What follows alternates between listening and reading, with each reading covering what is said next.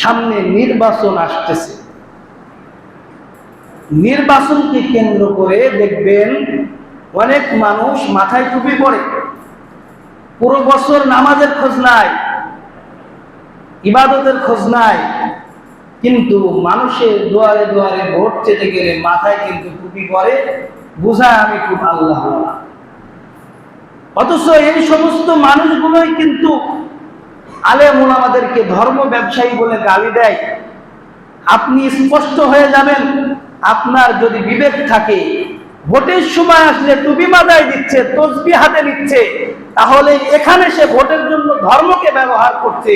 আলেমরা তো সারা বছর টুপি মাথায় দেয়, সারা বছর নামাজ পড়ে, তাহলে সে কেমনে ধর্ম ব্যবসায়ী হয়? বরং আপনার স্বার্থ হাসিলের জন্য আপনি মাথায় টুপি দিচ্ছেন, তসবিহ হাতে নিচ্ছেন, জুব্বা গায়ে দিচ্ছেন।